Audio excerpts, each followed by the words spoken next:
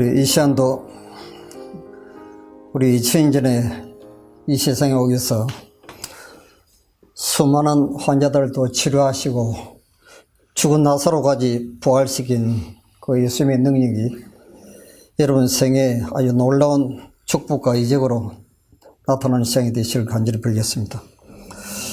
여러분들은 이제 마음의 문을 활짝 여시고 이 말씀을 받아들이면 이 눈에 보이지 않는 이 하늘의 전류가 여러분 영혼 속으로 들어갑니다. 이것이 우리의 영과 우리의 육 모든 것을 이제 치유하시는 놀라운 이직이 이 시간도 이제 일어나게 될 것입니다. 제가 전번에 하나님께서 첫째 날에 빛을 창조하신 것에 대해서 제가 말씀을 드렸습니다. 이 천지계를 창조하신 이 목적은 우리 눈에 보이지 않는 하나님을 우리 눈으로 볼 수 있도록 만든 것이 천지계입니다. 그래서 이 빛도 하나님을 상징하는 것이죠. 그래서 이 빛이 있어야 온 만물이 살아 움직이고 그 생명을 얻을 수가 있습니다. 그와 똑같이 우리 마음속에도 빛 되시는 예수 그리스도가 마음속에 매 순간마다 임재해 계시면 그분께서 우리의 머리부터 발끝까지 우리 유전자를 완전히 정상으로 해보시겠습니다. 그래서 우리 마음속에 이제 예수님을 모시는 것이 굉장히 중요한 것이죠. 늘 마음속에 오늘도 온종일 예수님을 마음속에 명상하시고 또 그분과 대화를 나누시고 이 천계 속에서 나타난 또 하나님의 사랑을 여러분들이 피부로 느끼시면 놀라운 치유가 오늘도 일어나게 될 것입니다. 오늘은 그 둘째 날 이 궁창을 창조를 하였습니다. 그 창세기 1장 6절에서 8절에 보시면 이 궁창이 이제 하늘이지요. 하나님이 가라사대 때 물 가운데 궁창이 있어 물과 물로 나뉘게 하리라 하시고 하나님이 궁창을 만드사 궁창 아래의 물과 궁창 위의 물로 나뉘게 하시며 그렇습니다. 이 궁창 아래의 물은 여러분들이 보시는 것처럼 그 바다와 지금 강이 있습니다. 그 다음에 이 궁창 위, 그 하늘 위에 또 물이 있었는데 그것은 지금 그 노아 홍수 이후에 그 많은 물이 이제 홍수로 쏟아져서 이제 지구로 내려왔죠. 자, 그래서 지금 이걸 말씀을 좀 드리겠습니다. 그래서 이제 궁창 아래의 물과 궁창 위의 물로 나뉘게 하시며 그대로 되니라. 하나님의 궁창을 하늘이라 정하시니라. 저녁이 되며 아침이 되니 이는 둘째 날이니라. 여기 이제 하늘 하면 여러분들이 이 세 종류의 하늘이 있습니다. 고린도후서 12장 2절에 보시면 사도 바울이 내가 그리스도 안에 있는 한 사람을 아노니 여기에 나오는 이 한 사람은 자기 자신을 가리킨 것입니다. 14년 전에 그가 셋째 하늘에 이끌려간 자라 그랬습니다. 여기에 이 셋째 하늘은 지금 하나님과 천사들이 살고 있는 그 천국을 셋째 하늘이라 했습니다. 그래서 여기 보시면 이 첫째 하늘은 여러분과 제가 지금 살고 있는 이 지구를 이제 첫째 하늘이라 합니다. 이 새들이 날아다니는 이 대기권을 첫째 하늘이라 부르고, 그 다음 둘째 하늘은 이 별들이 있는 그 태양계를 둘째 하늘이라 하죠. 그 다음 셋째 하늘은 지금 하나님과 천사들이 지금 계시는 그 천국을 이제 셋째 하늘이라고 이제 사도 바울이 지금 고린도후서에 기록을 좀 하고 있습니다. 그래서 오늘은 이 첫째 하늘, 우리가 살고 있는 이 대기권에 대해서 이 말씀을 드리겠습니다. 이 궁창은 이제 하늘이라 불리우며 일반적으로 이제 대기권이라고 생각한다 그랬습니다. 이 궁창 위의 물은 이 수증기로 된 하나의 청계층이 있었습니다. 이 담요처럼 이 지구를 완전히 둘러싼 이 수증기층인데 그게 하나의 물층이죠. 그래서 이 문제에 대해서 이제 연구를 많이 한 이 딜로우 박사라고 하는 분이 이 수증기층이 담요처럼 이 지구를 이제 둘러싸고 있었는데 이것이 물로 계산하면 약 12m 정도 되는 물층이 이 지구를 맨 처음에 두고 있었다는 것입니다. 그런데 이것이 창세기 7장 10절에서 12절에 보시면 이 노아 홍수 때 하늘에서 비가 40주야를 이제 40일 밤낮 비가 쏟아져서 그 물청이 다 이제 지구로 내려왔습니다. 완전히 없어져 버리죠. 그래서 이 40주야에 이 물이 폭우가 이제 쏟아지면서 이 지구가 완전히 지금 가장 높은 산까지 이제 물로 덮여가지고 지금 15규빗, 가장 높은 산에서 이제 7m 50 이상 물이 더 올라갔습니다. 그런데 우리 현재 지금 이 하늘에서 지금 비가 내려오는 이 비는 지금 한 5cm 정도밖에 안 되는 그 수증기층이 지금 현재 지금 우리가 살고 있는 이 지구를 지금 덮고 있는 것입니다. 그래서 이제 비로 이렇게 내리는 것이죠. 그래서 그 하나님께서 이 수증기 그 하늘 위에 그 대기권 위에 이렇게 물로 둘러싸게 한 그 목적은 온도를 일정하게 유지하기 위해서 그렇게 했습니다. 그러니까 옛날에는 이 창조 당시에는 오늘날처럼 봄, 여름, 가을, 겨울 뭐 덥고 추운 이런 온도의 차이가 없었다는 것입니다. 항상 일정한 온도를 유지하도록 하기 위해서 이제 그 물청을 이렇게 담요처럼 만들었죠.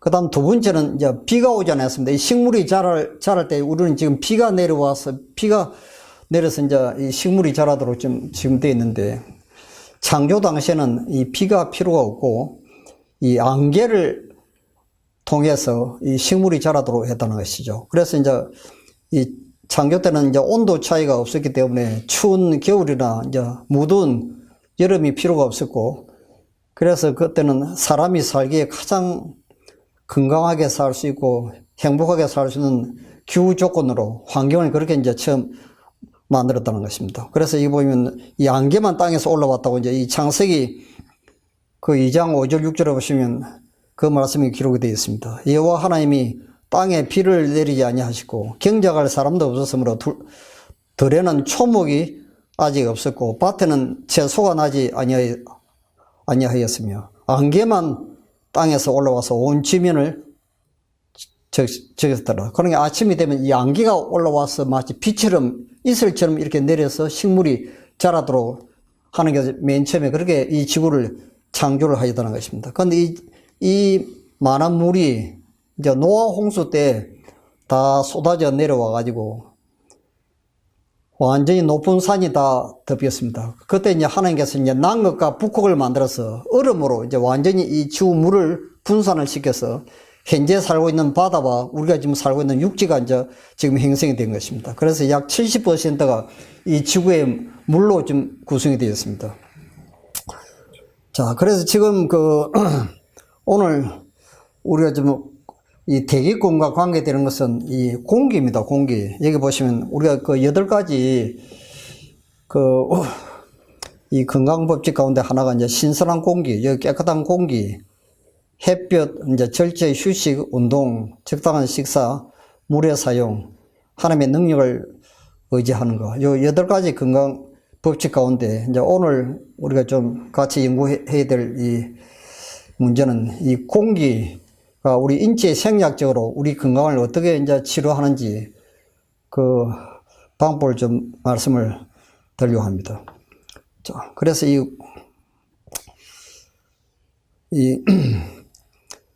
자, 바깥 공기 속에서의 생활은 몸과 마음에 좋다. 그것은 건강의 회복을 위한 하나님의 이야기다. 깨끗한 공기, 좋은 물, 햇빛, 천년계의 아름다운 환경, 이런 것들은 천년의 방법대로 환자들을 건강으로 회복시키기 위한 그분의 수단들이다. 환자들에게는 햇빛 속이나 나무 그늘 아래 눕는 것이 은이나 금보다 더 귀중하다. 그러면 그 하나님께서 만들어 주신 이 천년 법칙들, 이것은 어떤 약보다 더 좋고 우리 인체를 가장 빨리 또 근본적으로 우리 병의 뿌리를 완전히 치유하시는 아주 놀라운 이적들이 이 천연계 속에서 이제 일어난다는 것입니다. 그래서 신선한 공기는 환자에게 있어서 저들이 먹는 약보다 더 유익되며 저들이 먹는 음식보다 훨씬 더 요긴하다는 사실을 확정할 것이다. 음식을 입에 대지 않고서라도 신선한 공기로 말미암아 환자들은 더욱 신속한 건강을 회복하게 될 것이다.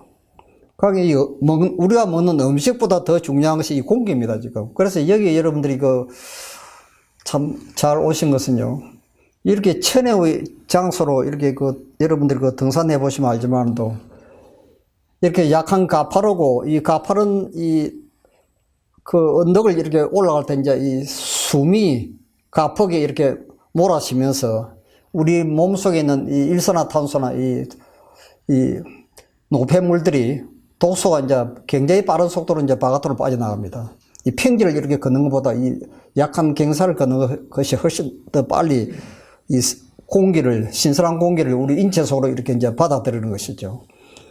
그리고 이제 이 침류수나 이런 잣나무, 지금 요 소나무 옆에 뒤에 보시면 낙엽송에서 제일 많은 산소를 만들어냅니다. 그러니까 이 잎들이 보면 이 낙엽수가 있고, 이제 우리 보시면 많은 잎들이 있는데, 이 바늘처럼 이렇게 뾰족뾰족하게 나와 있는 나무에서 제일 좋은 산소를 만들어냅니다. 그러니까 여기는 완전 천혜의 장소입니다. 여러분이 와보시면 알지만, 이렇게 잘된 환경이 없습니다. 여러분 다른 요양소 가보시면 알지만도, 여기 여러분들이 이 공기가요, 음식보다 더 중요합니다. 그렇기 때문에 이걸 여러분들이 이제 명심하시고, 이 심호흡을 하여튼 자주 하시면서 이렇게 등산하시고 하시는 게 이제 얼마나 중요한 것인지, 여러분 이걸 이론적으로 좀 알 필요가 있죠. 그러니까 우리가 백혈구하고 이제 대식 세포가 병원체를 잡아먹고 암 세포까지 이렇게 파괴를 시키죠. 그런데 이때 이제 필요한 것이 이제 산소입니다. 그러니까 이 산소가 부족하면 우리 몸의 저항력이 떨어지는 것입니다.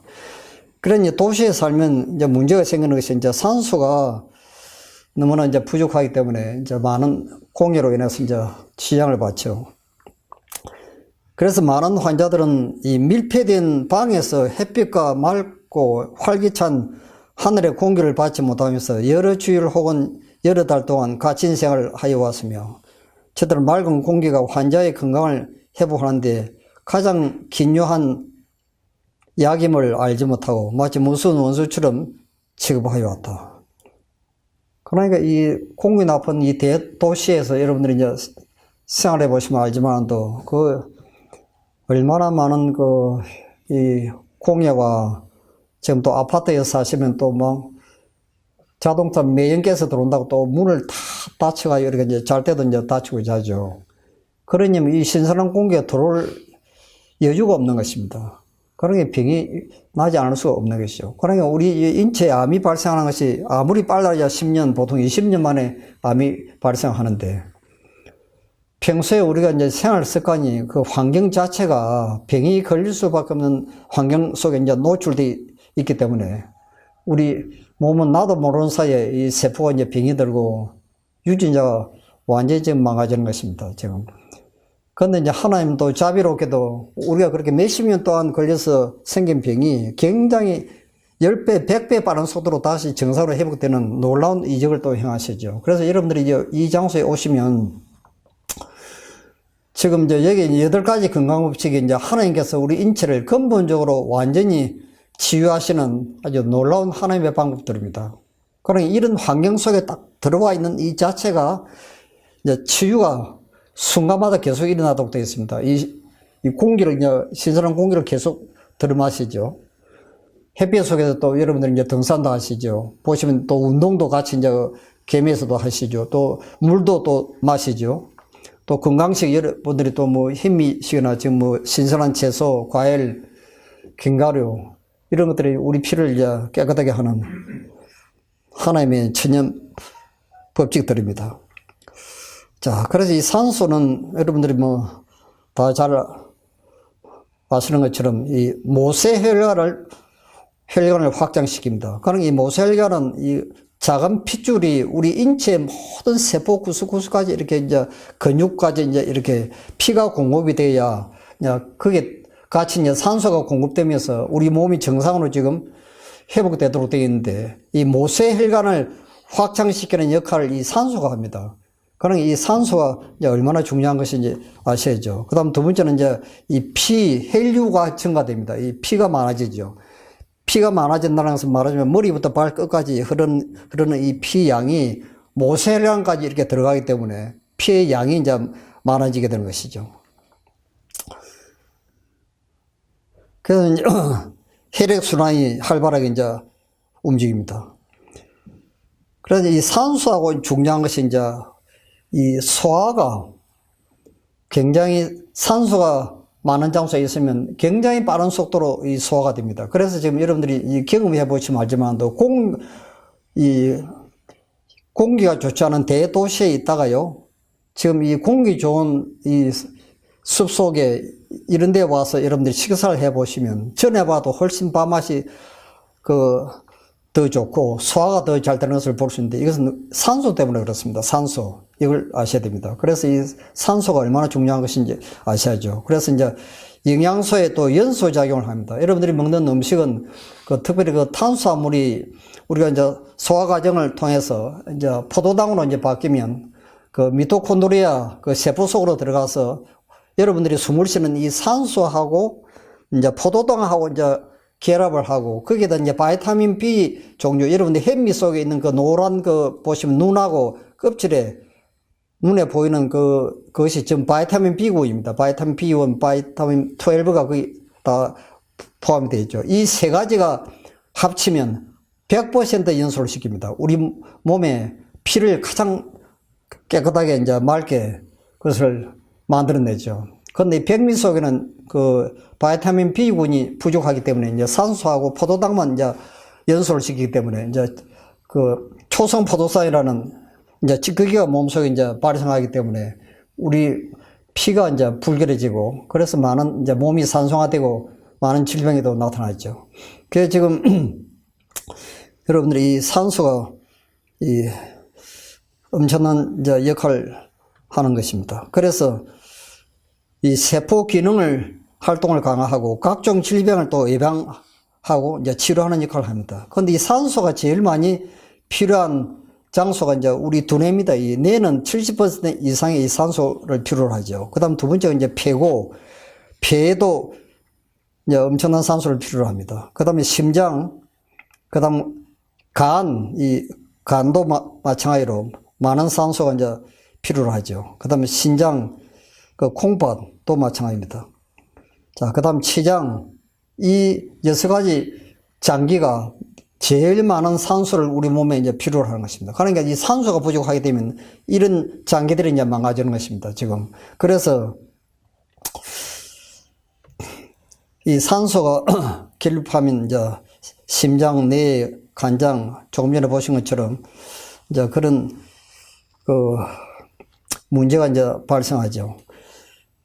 그러면 이 산소가 왜 부족하는가? 그 원인은 이제 활동을 자기하는 사람들은 산소가 부족합니다. 여러분들 사무실에 가만히 앉아가지고 이렇게 엎드려가지고 이렇게 이제 온종일 상온만 보고 앉아있으면 이 피활량이 줄어들고 이제 이렇게 심호흡을 할 기회가 없고 이제 활동을 안 하기 때문에 이제 우리 몸속으로 들어오는 산소의 양이 이제 부족하게 되는 것이죠.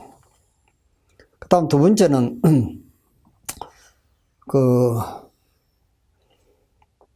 폐기종, 이 폐에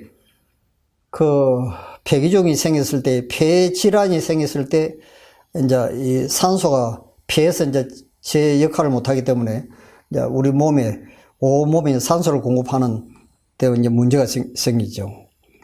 그 다음에는 이제 혈관장애입니다. 이 혈액순환이 잘 안 되면 마찬가지로 이제 산소가 부족하게 됩니다. 왜냐하면 헤모글로빈이 하는 역할이 산소를 세포 속에다 운반하는 역할을 하기 때문에 이 혈액순환이 안 되면 자동적으로 이제 산소 운반이 되질 않는 것입니다. 그 다음에 이제 혈액의 점도가 높아질 때, 혈액이 이제 맑고 깨끗해야 이 혈액순환이 잘 되는데, 이 끈적끈적하고, 이 말하자면 이 콜레스테롤 같은 것들이 이제 많이 생기면 이제 산소를 제대로 이제 운반을 하지 못하는 것입니다. 그래서 이걸 그 다음에는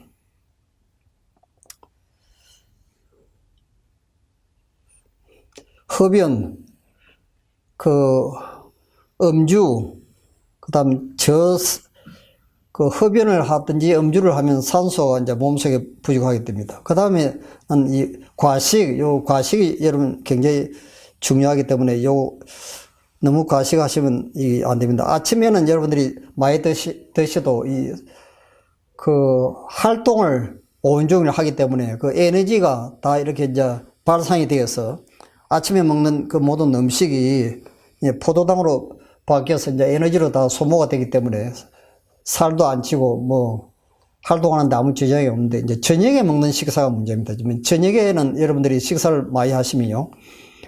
이 에너지가 이제 갈 곳이 없죠. 그 활동을 안 하고 밤에 잠을 자니까 그 에너지가 좀 이제 몸속에 축적이 되면서 이제 비만증이 생기기도 하고 이제 수많은 문제들이 이제 질병이 여기서 나타나는 것입니다. 그래서 요즘 그 직장인들이 아침에는 너무 바쁜 시간에 또 일찍 일어나가지고 식사도 제대로 못 하시고 간단하게 그냥 이렇게 먹고 배가 고프고 하니까 하루 종일 일단 이제 직장 그 근무 시간 끝나고 저녁 때 되면 이제 허기진 마음으로 이제 저녁 식사를 많이 하는데 이것이 수많은 질병을 가져다 주는 것입니다. 그러니까 이거는 완전히 그 건강법칙하고는 완전히 정반대로 그런 생활을 하는 것이 지금 현재 도시 생활이기 때문에 이제 수많은 참 질병들이 그래서 이제 나타나는 것입니다.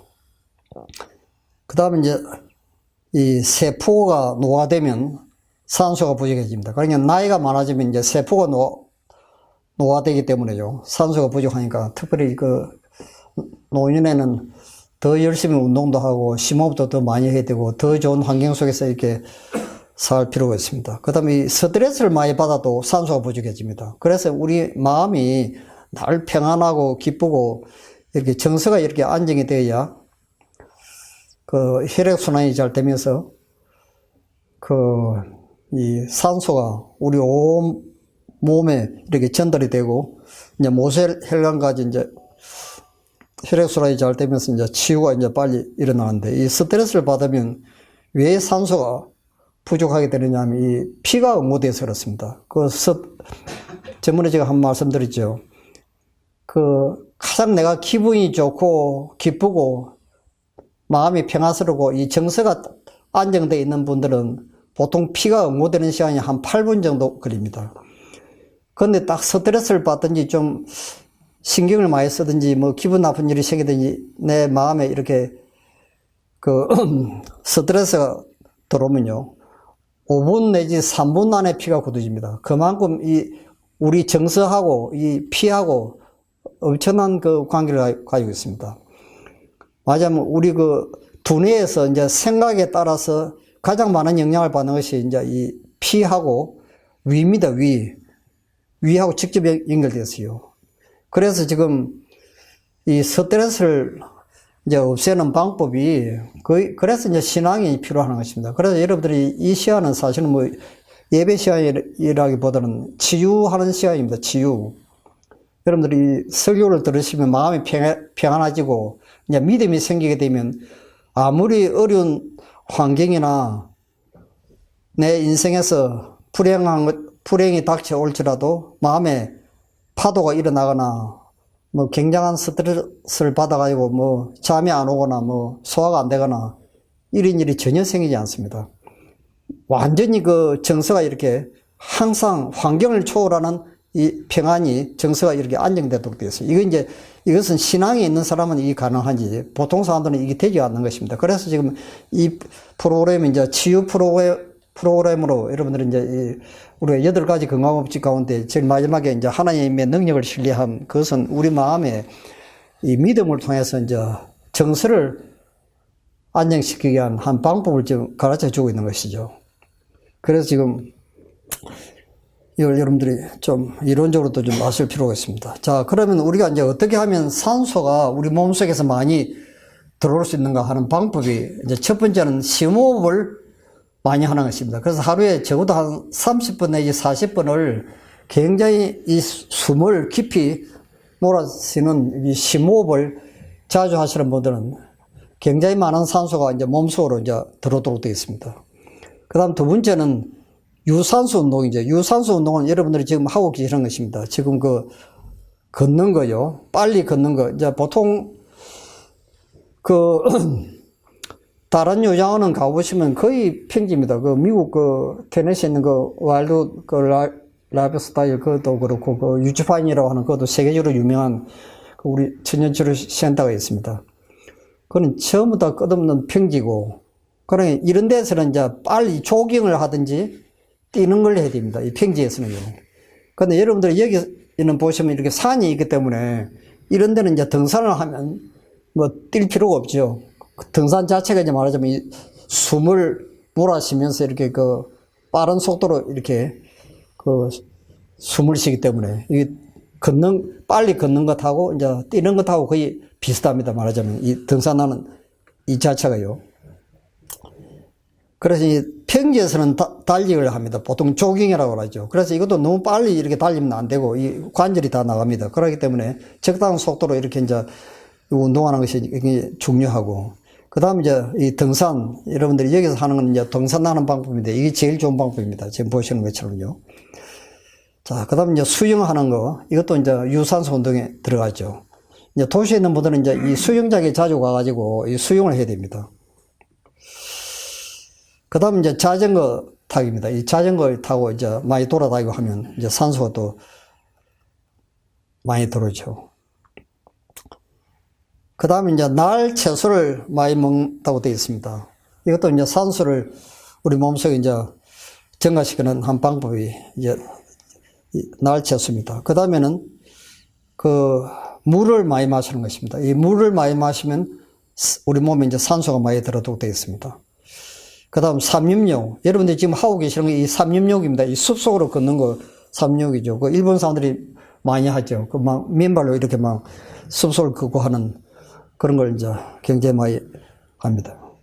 그래서 우리가 이 산소하고 이 저항력은 우리 몸에 너무 중요한 역할을 하기 때문에 그 박테리아, 바이러스, 곰팡이 뭐 이런 수많은 암세포까지 이렇게 산소가 많이 들어오면 저항력이 높아지기 때문에 이런 것들을 완전히 파괴시키는 역할을 하죠.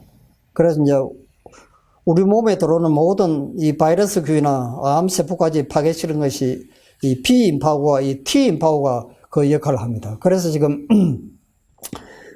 이 T임파구는 이제 강력한 독소를 만들어내가지고 바이러스나 곰팡이, 암세포를 다 이제 분해시키는 역할을 하는데, 여기에 이제 필수적으로 이제 산소가 필요하다는 것입니다.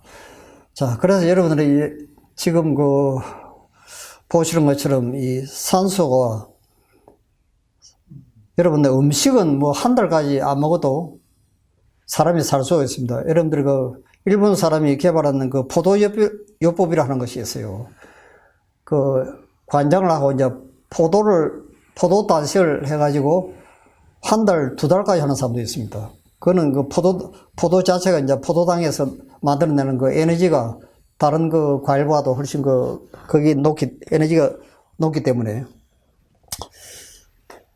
음식은 여러분들이 뭐 한 달, 뭐 두 달, 그래야 아무도 사는 사람이 있는데, 이 산소는 여러분들이 몇 분만 호흡을 안 해도요, 치명적인 건강이 이제 생명을 위태롭게 만듭니다. 그래서 말하자면 이 산소가 한마디로 말하면 음식보다 더 중요한 것이죠. 제가 사는 예천에도 하여튼 암 걸린 분들이 병원에서 도무지 뭐 당신 살 수 없다고 진단을 내리고 그냥 무작정 그냥 시골로 내려와가지고 산속에다 이렇게 집을 지어놓고 사는 분들이 저희 집 가까운 곳에 한 2가정 정도 사시는데, 거기 와서 완전히 병이다고 써 있어요. 그래서 이제 거기 완전히 이제 집을 지고 지금 살고 있습니다. 근데 그분들이 뭐 우리가 여기 보시는 것처럼 이런 건강식 잘 알지도 못하고 하는데, 순전히 그는 산소 때문에 그렇습니다. 이 숲이 많은 곳에서요, 이 신선한 공기가 어떤 면에서는 음식보다 더 중요한 것입니다. 그래서 이걸 여러분들이 꼭 기억을 하셔야 됩니다. 자, 그래서 하나님께서는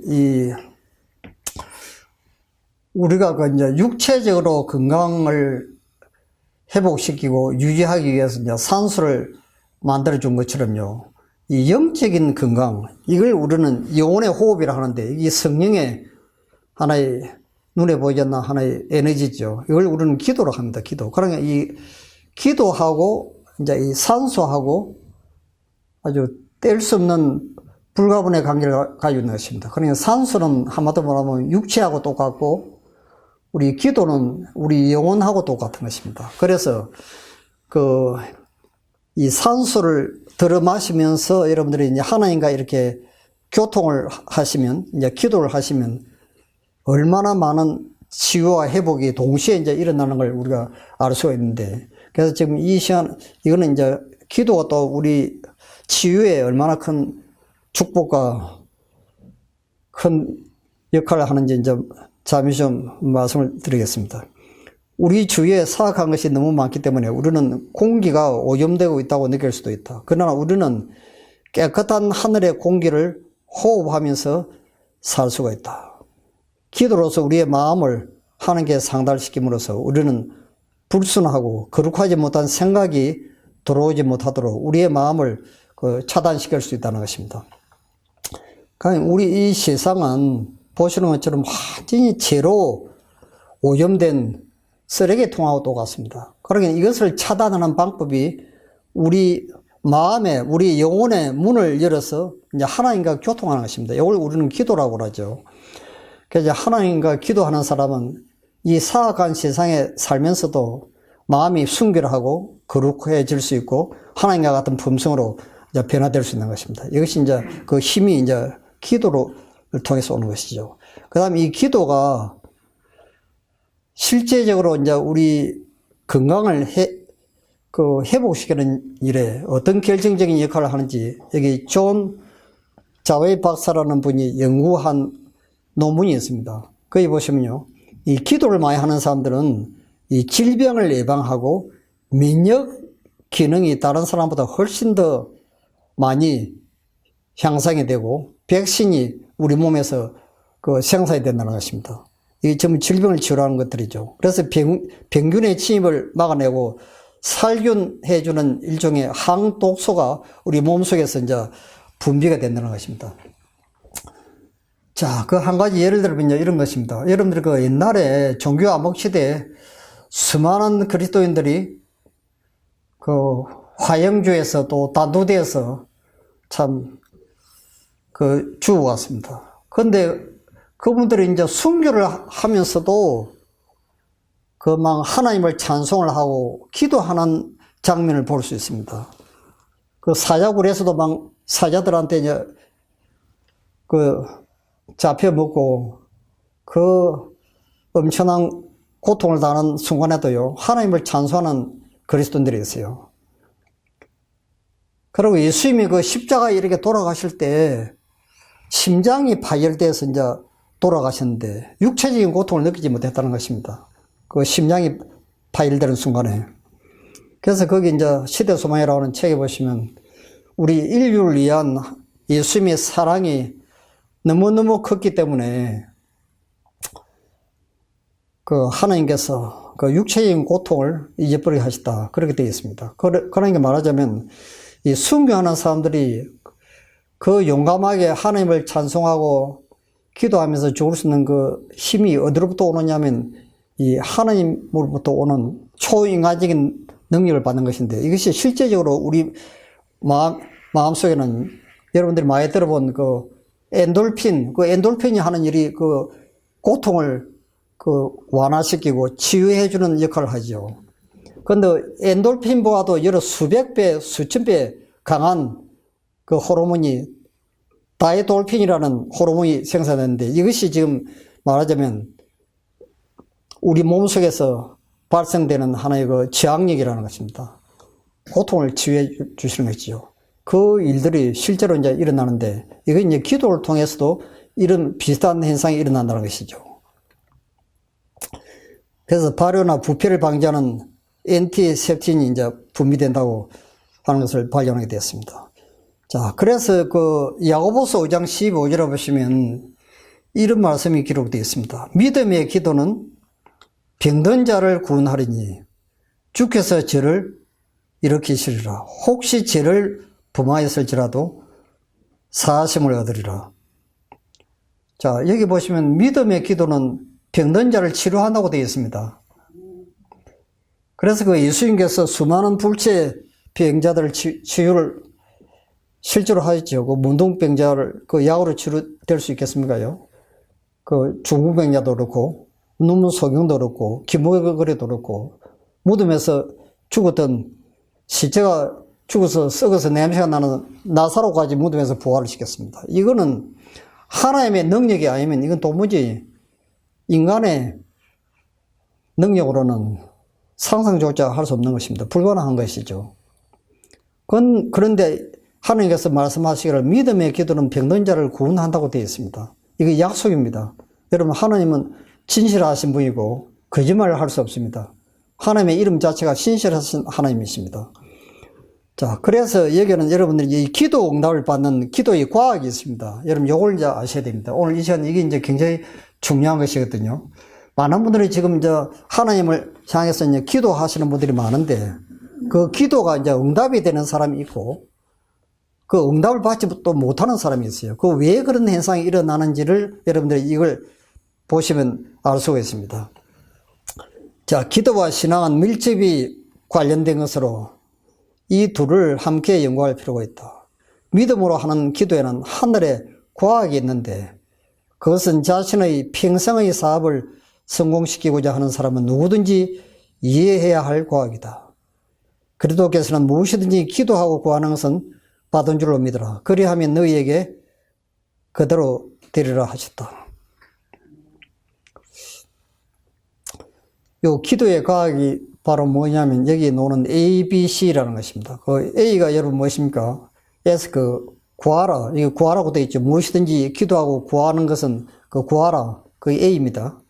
그 다음 받은 줄로 믿어라. 이게 이제 두 번째 believe라고 하는 그 믿으라는 것입니다. 이 기도하고 구하는 것은 반드시 받은 줄로 믿으라고 그랬습니다. 그리하면 너희에게 그대로 되리라 하는 요 말씀이 클레임입니다. 이 클레임은 법적인 하나의 문서지요. 여러분들 그 무역하다가 이제 어떤 그 문제가 발생하면 클레임을 건다고 그러죠. 그건 법적으로 이제 그걸 소송을 해가지고 그걸 자기 손해본 것을 이제 받아내는 것을 클레임이라 합니다. 법적인 용어입니다. 그러니까 이 ABC 기도는 반드시 이 기도 속에는 조건만 맞으면 어떤 일이 있더라도 그 기도는 응답된다는 것입니다. 왜냐하면 하나님께서 보증수표로 약속을 했기 때문에 그렇다는 것이죠. 자, 여기에서 이제, 여기 보시면 이런 말씀이 기록되어 있습니다. 예수님께서는 그 영혼을 대신하여 마치 자기 자신의 소망인 것처럼 겸손한 탄환자의 기도를 들으신다. 성실한 기도는 어떤 것이나 하늘에서 들으시는 바 된다. 비록 기도가 유창하게 표현되지 않았을지라도 그것이 마음에서 우러나왔다면 이것은 예수께서 봉사하시는 지성소에 올라갈 것이며, 예수님께서는 귀찮게 여기시거나 더듬으시는 말씀은 한마디도 없이 완전하신 자신의 아름답고 향기로운 향과 함께 이것을 하나님 앞에 바치실 것이다. 자, 그래서 이 기도 응답을 받는 몇 가지 조건이 있습니다. 이 조건을 여러분들이 이제 갖추어야 그 기도 응답을 받도록 되어 있습니다. 여러분, 그냥 기도만 한다고 기도 응답 받는 것이 아니고 기도 응답의 조건이 있어요. 그 첫 번째 조건이 바로 무엇이냐면 믿음으로 구하는 것입니다. 반드시 믿어야 됩니다. 의심하면 안 돼요. 여기 보시면 오직 믿음으로 구하고 조금도 의심을 하지 말라. 의심하는 자는 마치 바람에 밀려 요동하는 바다 물결 같으니. 그 의심하면 기도 응답을 받지 못하죠. 제가 첫날에 말씀드린 것처럼 그 베데스다의 38년 된 중풍병자가 만약에 의심을 했다면 예수님이 네 자를 들고 일어서라고 할 때 여러분 일어섰겠습니까요? 어림도 없죠. 믿었기 때문에 일어선 것입니다. 그 이해가 되십니까요? 그 루스드라에 바울이 보니까 그 믿을 만한 구원을 받을 만한 믿음 있는 것을 보고 그 안진뱅이에게 일어서라고 하니까 그 사람이 뻘떡 일어섰습니다. 그것도 바울의 말을 믿었기 때문에 일어선 것입니다. 그 이해가 되십니까요? 그 안진뱅이들이 당신이 나를 먼저 고쳐주면 그 다음에 내가 일어서겠습니다. 그렇게 하지 않고 무조건 그냥 일어서라고 하니까 그냥 일어선 그 이유는 그 바울의 말이나 예수님의 말씀을 믿었기 때문에 일어서게 된 것입니다. 이걸 믿으면 합니다. 그 이해가 되십니까요? 자, 그런데 이 기도 응답의 조건은, 첫 번째 조건은 반드시 하나님께서 하신 말씀을 문자 그대로 믿어야 됩니다. 하나님이 계신 것도 믿고 믿어야 기도 응답을 받는 것입니다. 믿지 아니하면 기도 응답을 받을 수가 없죠. 여러분 생각해 보십시오. 이 되겠습니까요? 이건 불가능합니다. 그래서 믿음에 대해서 자꾸 강조하는 것은 이것 때문에 그런 것입니다. 여러분들 그 지금 8가지 건강 법칙 가운데 제일 마지막 그 믿음, 그 trust in divine power, 그 거룩한 능력을 신뢰한다는 그 믿음 자체가 그게 얼마나 중요한 것인지 여러분 아셔야 됩니다. 이 믿음이 없는 상태에서는요, 모래 위에 지어 놓은 집하고 똑같습니다. 어떤 환경이 바뀌든지 또 기분이 나쁘든지 뭐 무슨 문제가 생기면요, 뭐 하나님이고 무엇이고 다 사라지고 뭐 기도할 용기조차 다 없어지죠.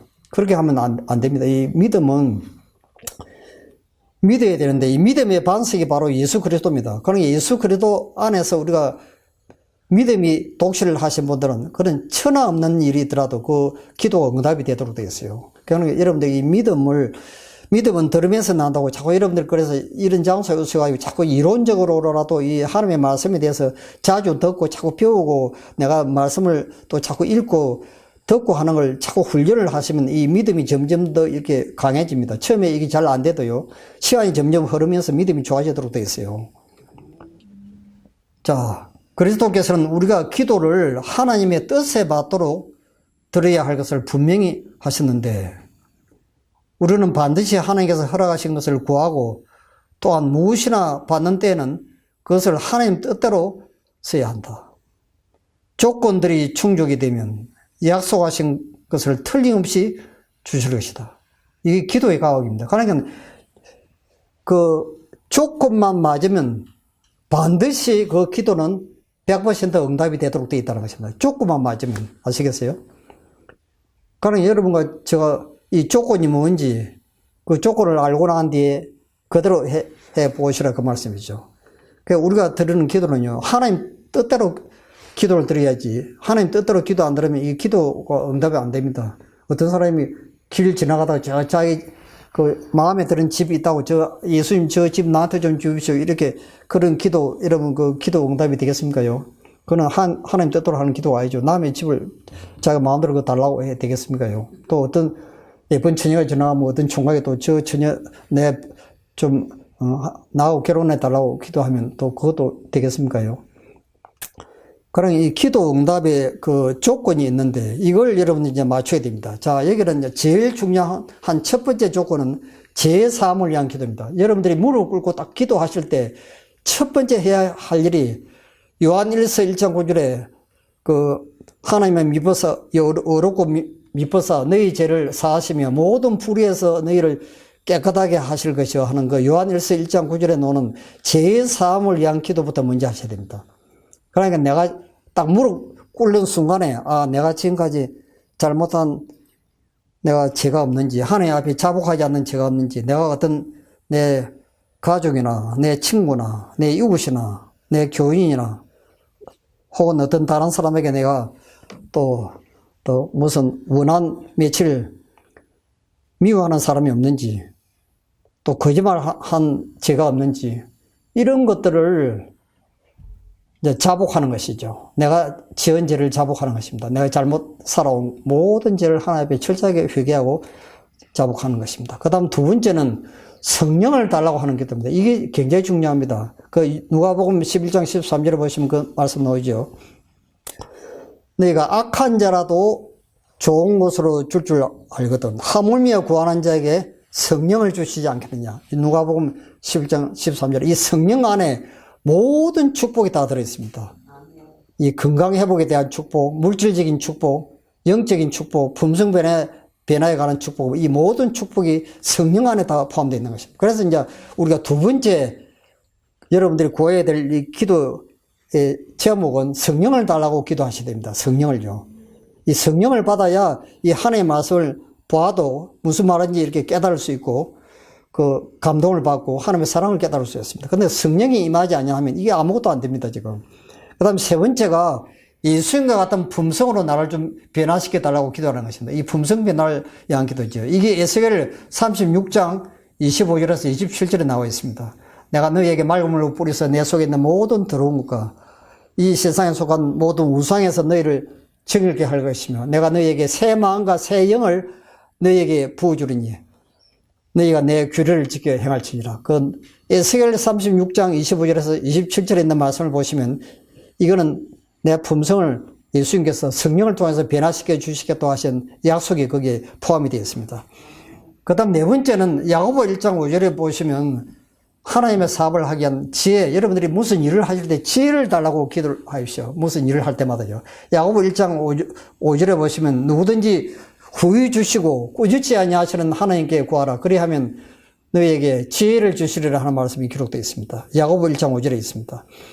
그 나머지 내 건강 회복을 위해서 여러분들이 조금 전에 보시면 야고보 5장 14절부터 그 15절, 16절에 쭉 나와 있는 그 말씀은 내 건강 회복을 위해서 이렇게 건강을 회복시켜 주시겠다고 약속이 나와 있죠. 그거 놓고 구할 수 있습니다. 그래서 이 성경 속에는요, 3,573개의 약속이 있습니다. 그래서 기도 응답을 가장 여러분들이 그 성 어거스틴의 어머니 모니카가 그 성 어거스틴이 얼마나 허랑방탕하게 타락하고 제 마음대로 이제 탕자처럼 돌아다니고 할 때 이 어머니가 그 성경책에 그 손을 얹고 손가락을 이렇게 짚고 용사의 포로도 빼앗을 것이요 강포자에게 빼앗긴 것도 내가 건져낼 것이니 내가 이 일을 향하여 네 자녀를 구원할 것입니다. 그 이사야 42장 16절인가 일단 보시면 그 말씀이 나옵니다. 그 약속의 말씀을 손가락을 이렇게 성경책을 피해놓고 난 뒤에 손가락을 이렇게 짚으면서 하나님 여기에 예수님께서 저에게 이 약속을 주셨습니다. 내 자녀를 구원하게 해달라고 하는 약속을 주셨습니다. 주님 이 기도를 들어주십시오. 그렇게 해가지고 기도하고 난 뒤에 그 성 어거스틴이 어느 날 완전히 주님 품 안으로 돌아와서 완전히 참 하나님 사업에 헌신한 성자가 되었습니다. 이거 굉장히 중요한 것입니다. 그래서 우리 교회도요, 우리 그 미국의 쿤 목사라고 하신 분이 그 ABC 기도라고 하는 조금 전에 쓴 그 책을 쓰신 분인데, 이분은 아침에 그 출근할 때요, 자기가 운전대석에 앉기 전에 먼저 그 옆에 좌석에 문을 연 다음에 예수님, 여기 타십시오. 오늘 저하고 운전을 함께 다닙시다. 그렇게 해놓고 문을 탁 닫히고 자기 운전대에 앉아가지고 이제 운전을 하면서 온종일 자기가 뭐 방문도 하고 뭐 어디 다른데 여러 곳에 이제 다니면서 일을 하는데 하루 종일 기분이 좋고 일이 안 되는 것이 없다는 것입니다. 기도 응답이 안 되는 것이 없고 너무너무 그날 행복하고 일도 잘 되고 기분이 좋았다는 것입니다. 그 예수님을 모시니까 매일 순간 자기 옆에 예수님이 앉아 계신다는 걸 자기가 알고 그렇게 생활을 했다는 거죠. 그 이야기를 제가 듣고 참 놀라운 제가 잊어버릴 수가 없습니다. 그분이 그 한국에 와서 간증하는 걸 제가 들었습니다. 그 미국의 유명한 그 찰스 휘데라고 하는 목사님이 계십니다. 이분은 평생 동안 제가 3,000번 이상의 기도 응답을 받았는데 사람들이 자기한테 와가지고 목사님 어떻게 그렇게 기도 응답을 잘 받는 무슨 비결이 있느냐고 이제 질문을 했습니다. 그때 이 목사님이 하신 말씀이 그 말입니다. 나는 기도하기 위해서 오랫동안 기도하지 않는다. 왜냐하면 내가 무릎을 꿇기 전에 하나님께서는 나에게 무엇이 필요한지를 하나님은 먼저 다 알고 계신다는 것입니다. 그 말 맞죠? 다만 나는 나와 하나님 사이에 잘못된 죄가 내 생에 있는지 없는지 내 마음을 살피는 시간이 기도하는 시간보다도 몇 배나 더 길다고 대답했다는 것입니다. 자, 요 기도 응답의 비결을 아시겠습니까?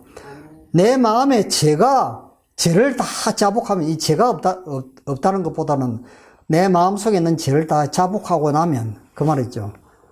회개하면 철저하게 내가 회개하면 내가 무슨 기도를 드리든지 하나님께서 그 기도를 들으시고 응답해 주신다는 것입니다. 그러니까 지금 하나님은 신실하신 분입니다. 여러분 하나님이 거짓말 하시겠습니까요? 하나님의 이름 자체가 진리인데 그 진리라는 말은 거짓이 없다는 뜻이죠. 진실하다는 뜻 아닙니까요? 진리는. 하나님께서는 그 종의 기도를 잊지 않으셨다. 그분은 그의 기록책에다가 그것을 기록해 두시고 그분이 가장 좋게 여기시는 시간에 기도 응답을 받게 하셨다. 그렇습니다. 외형적으로 볼 때 사가랴와 엘리사벳은 희망이 없었지만 주님께서는 잊지 않으셨다. 그 사가랴 제사장이 자녀가 없어가지고 아들 좀 하나 달라고 그렇게도 오랫동안 기도했는데 자기 부인도 나이가 많아지고 이제는 도무지 출산을 할 가망성이 없는 그 지경까지 한계선을 이제 넘어버렸는데 이 사가랴가 기도하다가 나중에 기도를 중단을 했습니다. 왜냐하면 자기 아내가 보니까 희망이 없는 것입니다. 나이가 너무 많아가지고 이제는 뭐 도무지 출산을 할 가망성이 없는 것입니다. 그런데도 불구하고 주님께서는 사가랴 제사장과 그 아내가 하나님을 향해서 간절히 기도하던 그 기도를 하늘 책에다가 이렇게 기록을 해 두시고 가장 적당한 때 좋은 시간에 그 침례 요한이 탄생을 하도록 그 아들을 주셨다는 것입니다. 이깁니다, 지금. 우리가 드리는 기도도 그와 똑같습니다. 우리가 드리는 모든 기도는요, 하나님이 기록을 하십니다. 책에다가. 그래가지고 제일 적당한 시간에 그 기도를 응답을 하십니다. 이거 여러분 이제 잊어버리시면 안 됩니다. 그런데 왜 사람들이 기도 응답을 받지 못하겠습니까? 그거는 보시면 기도만 하고 율법을 듣지 아니하면 그의 기도도 가정하여라. 그렇게 되어 있습니다. 잠언 28장 9절에 사람이 길을 돌이키고 율법을 듣지 않으면 율법이 무엇입니까요? 말씀대로 사는 것이죠. 여러분 그 율법 쉬운 예로 뭐 십계명이 있습니다. 거짓말 하지 말라, 뭐 도둑질 하지 말라, 살인하지 말라. 그 전부 네 부모를 공개하라 하는 것, 그 율법 아닙니까요? 근데 그 율법을 밤낮 범하면서 기도만 한다고 그 기도가 응답되겠습니까? 그 말이죠, 지금. 그 다음에 여호와의 손이 짧아 구원치 못하심도 아니요 귀가 둔하여 듣지 못하심도 아니라. 그러니까 우리가 아무리 큰 소리로 기도하든 내 마음속으로 기도하든 하나님은 그 기도를 다 똑같이 들으신다는 것입니다. 내가 기도하지 않을지라도 하나님은 우리가 마음속으로 하는 기도까지 다 들으십니다. 오직 너희 죄악이 너희와 너희 하나님 사이를 내었고 너희 죄가 그 얼굴을 가리워서 너희를 듣지 않으시게 함이니. 그러니까 우리가 죄가 많으면요, 기도를 아무리 오래 해도 그 기도가 응답이 안 됩니다. 그걸 분명하셔야 됩니다. 여호와께서 말씀하시되 너희 무수한 재물이 내게 무엇이 유익하뇨? 너희가 손을 펼 때 내가 눈을 가리우고 너희가 많이 기도할지라도 내가 듣지 아니하리니 이는 너희 손에 피가 가득하니라. 이 피가 가득하다는 말이 무슨 뜻입니까? 남을 해치고 남을 미워하는 것이 바로 살인하는 것 아닙니까요? 마음에 악이 가득하면서 기도만 많이 한다고 그 기도가 응답이 되겠는가 하는 것이죠. 내가 내 마음에 죄악을 부으면 주께서 듣지 아니하시리라. 그 시편 66편 18절에 그 말씀하셨습니다. 제가 우리 신도분 중에 한 분이 참 너무너무 딱한 분이 계셔서 제가 그분을 위해서 매일 시험마다 이제 하루도 안 빠지고 기도를 하고 있는데, 제가 엊그제 이제 그 집을 방문해가지고 그분한테 이야기했어요. 남편을 미워가지고 도무지 살 수가 없다는 겁니다. 근데 그랬어요. 그 미워하는 마음이 있으면 그게 죄악인데 기도가 응답이 되겠냐고.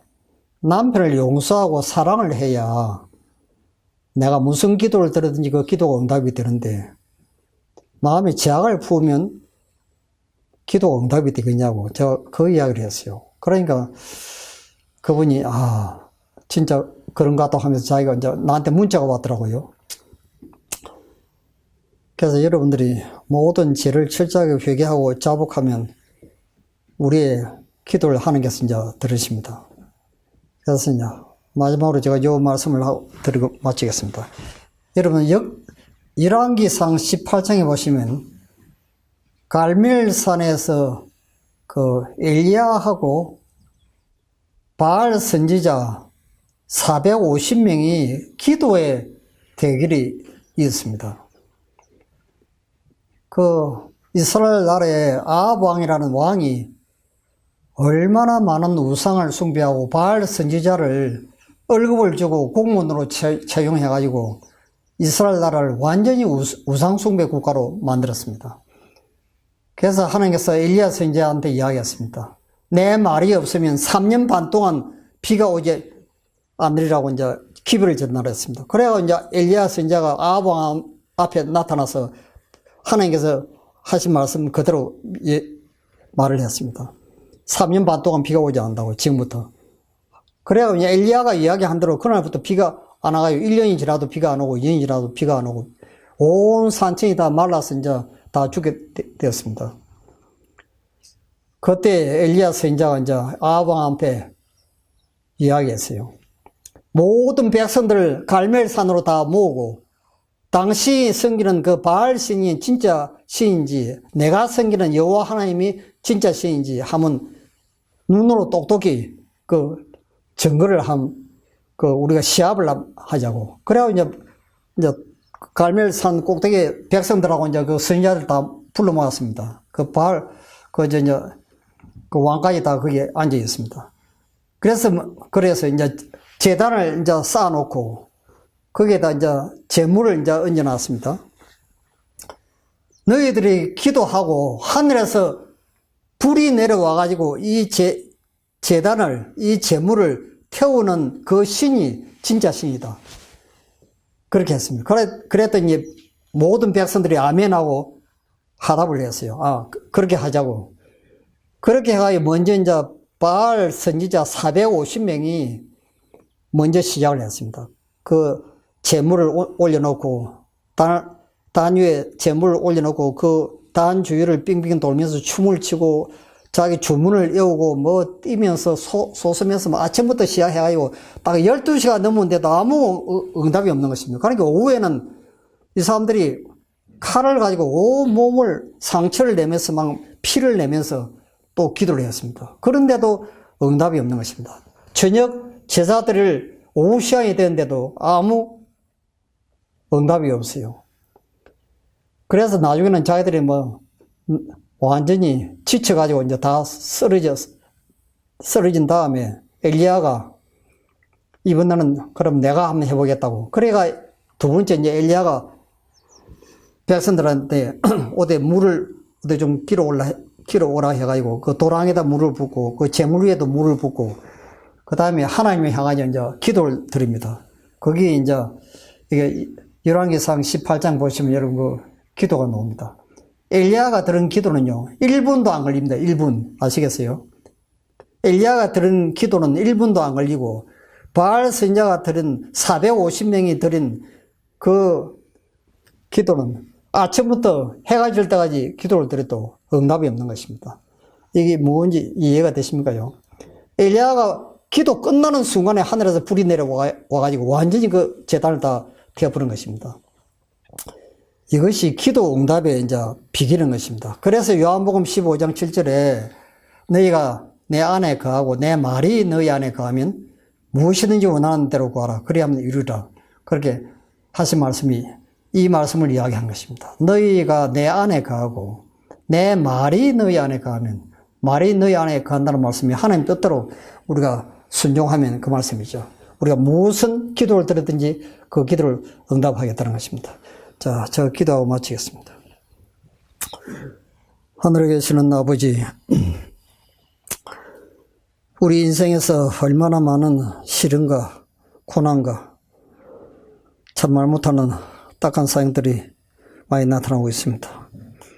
그러나 주님께서는 우리를 너무나 사랑하시기 때문에 우리의 모든 기도를 들으시고 신속히 응답해 주시기를 간절히 사모합니다. 여기에 참으로 하나님을 간절히 바라보고 하나님의 손목을 꼭 붙잡고 하늘 가기를 너무나 사모하고 건강이 회복되기를 간절히 사모하는 귀하고 귀한 당신의 자녀들이 이곳에 오셨습니다. 하나님께서 오늘 저희들에게 가르쳐 주신 기별을 따라서 우리가 지금까지 잘못스러운 모든 죄들을 하나님 앞에 철저하게 회개하고 모든 죄를 용서받고 우리가 무슨 기도를 드리든지 그 기도가 다 하늘 보좌에 상달되어서 우리의 건강이 신속히 회복되게 도와주시고 우리의 앞날의 생애를 축복해 주시기를 귀하신 예수님 이름으로 간절히 기도를 드립니다.